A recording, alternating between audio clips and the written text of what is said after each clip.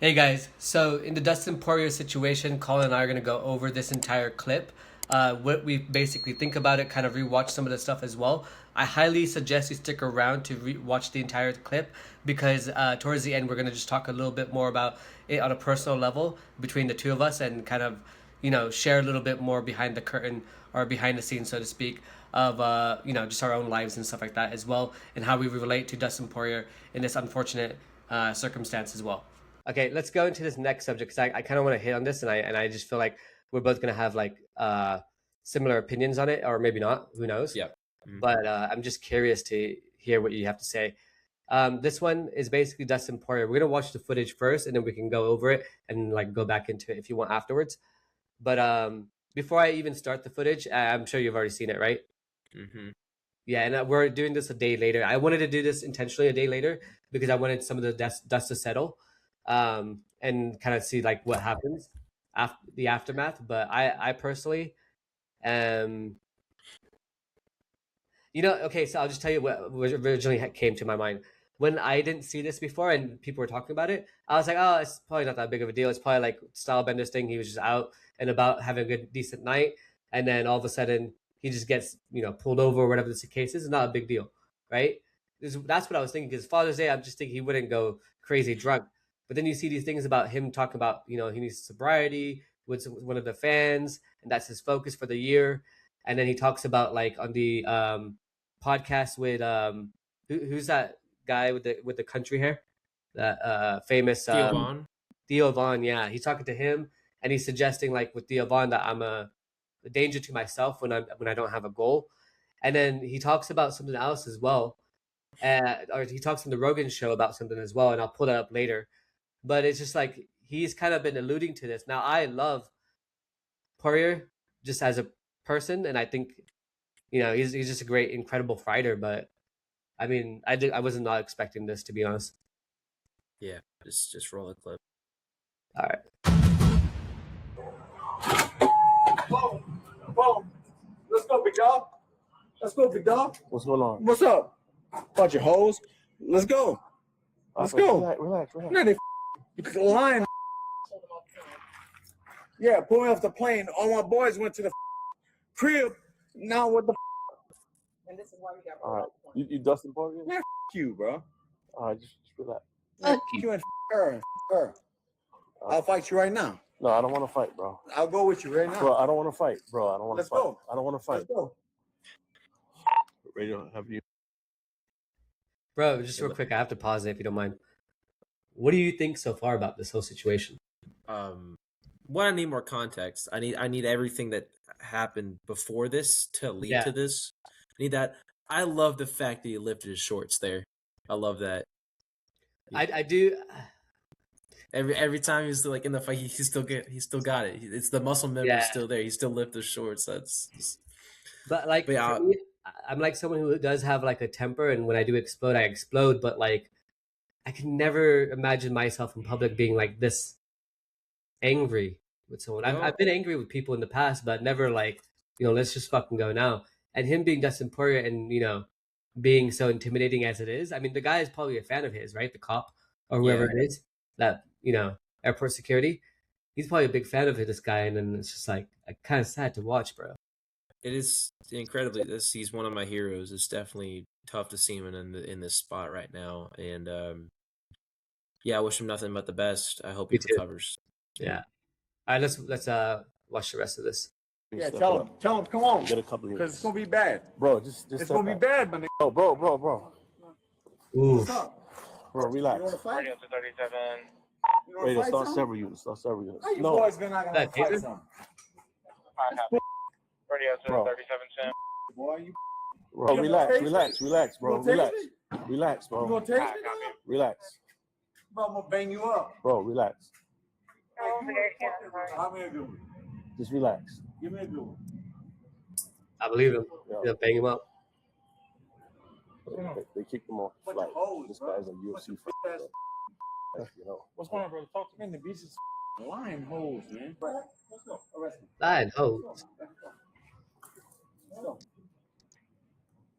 Arrest me. he's like offering his arm. That's the best way, dog. He's like, That's the best way. Hey, Pound it. All right, man. Now you did a great job, bro. You did a great job. You did what you could. all right. Can I just say a couple things before we get your opinion? Mhm. Okay, so as a person who's like dealt with similar stuff like that, he's kind of like showing and sort of like he's kind of he's kind of like embodying and stuff like that. I've been there myself, and it just looks like a lot of self-sabotage to me. Like it looked like to me in this particular situation that he was so angry and so petty that he wanted the worst that could happen to happen. And I think it could have been a lot worse, honestly. I think it could have went way worse than it did. And I think it somewhat in the back of his mind he knew he had to keep it tame, and he did. And he had that enough self control. And I think, dude, that officer I think is actually pretty dope. I think the way he handled it was pretty decent. Yeah. But I mean, I would be shooting myself if I was that cop at that point. Yeah, the I cop feel did for a him. great. The Yeah, cop sorry. did a great job, and I'm glad no one got hurt. Especially, I think Dustin needs a goal. I mean, I'm obviously not in his camp. I'm not near him. I haven't met the guy yet, unfortunately. I definitely would love to see what's inside his head right now, but I think retiring has been tough on him. He said like, if I don't have a goal, I'm a danger to myself, and he's been trying to do stuff with the podcast. But obviously, there's still a huge part of him that's still connected to fighting and in the fight game, and not having that is probably really affecting on him. I mean, I'm sure he's happy to be around his family and Yeah. be there and support. But there's still a huge part of his life, the majority of his life, just chunked away from him because he's Yeah. not fighting anymore. And I think he needs to find his purpose again, whatever that may be. I'll always be supporting him. When this came out, first it's like, oh, America's favorite pastime. Maybe it's just a bad flyer. Everyone gets drunk at the airport. Yeah, that it happens. And then seeing this, like, dang, Dustin, it's just unfortunate, man. Cop did a great job handling the situation. I'm glad Dustin didn't swing at all. He was kind of waiting for, while he was in his enraged state, he was waiting for the cop to advance so he could swing. And then I'm glad no one did, which is good. And I'm glad no one like went and attacked him, because that would have ended ugly. I still want more context on why he was kicked off the fight in the first place, because there had to have been some reason. Yeah. We've only seen the bad side. What happened beforehand to? Yeah, I'm sure he was calm before. Like, I'm sure he wasn't just spazzing. That's not the Dustin way. There had to have been something that flared him up. Yeah. To get to that point. And yeah, I just want to see him get better, and I hope to see. I'm waiting to see what's next to him. So he did share the story, and I'll kind of give you a little bit more color on what I think about this as well. But he said, I'm at the point where I need some help. Walking away from fighting hasn't been easy on me, and alcohol isn't the answer. It has ruined my father's life, and I will not allow it to ruin mine. My family deserves me at 100%. I'm trying to do everything I can to get my mind right and take the right next steps. And I've been in situations very similar to this in my past and in my life as well. And I kind of resonate with him a lot in terms of having a goal that you're chasing and needing to have that goal and needing to chase that goal, so to speak. Because, I think, I don't know why, but I resonate a lot with that personality that he has. And it's like, I've used, some like other substances as well to kind of, like, not when I don't have a goal, I kind of just get a little bit like, I'm not sure what the fuck I'm doing at that point. And it's kind of like almost self-destructive, if that makes sense. Right. Yeah. And so I've been through similar situations, and obviously I'm not an MMA fighter, so him having all this like fame and having all this stuff, it really sucks to see that, because it's like, obviously we all like admire him and stuff like that. But at the end of the day, it actually changed my opinion about him, and it actually made me like him more, because I'm like, he's a little bit more relatable, whereas before he was kind of like the golden boy of MMA. Now he's just, in my opinion, for me at least, on a personal level, way more relatable to me as a person as well. And it just sucks that we have this timeline of him going sort of downward, and then we have McGregor having this fight coming up against Holloway. What I would love to see though is I would love to see the trilogy with Justin Gaethje. I don't know if you saw my matchups or my Justin versus Dustin. yeah, I would love to see Yeah. the trilogy for this. Good. All I'm saying is, when I was before we got this, but when Ilya Taporia was coming up, I was like, hey man, he should fight Dustin. He should fight Dustin for that number 1 contender spot. Dustin would have beat him. I swear to God, Dustin would have beat him. Oh man. Yeah. But yeah, it's it's just brutal.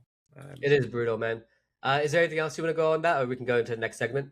I'd definitely like to move on. This is kind of a hard subject for me because it's definitely like he is my favorite fighter. He's one of my heroes.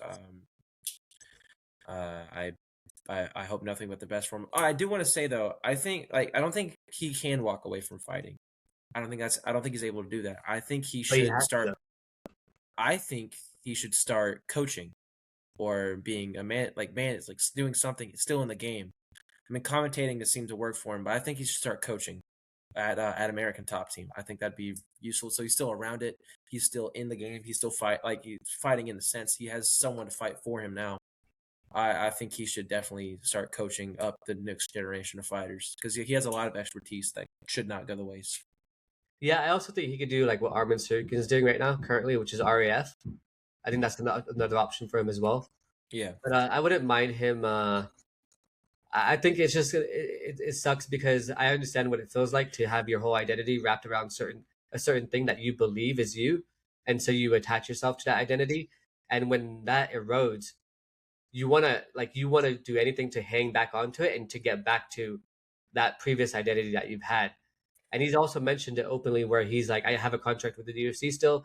If they do offer me a fight and it's good money and all this stuff, and I'll take it. He basically said it like White House weekend, or White House week during that build up and stuff like that. So, I mean, it seems interesting to me that he's open.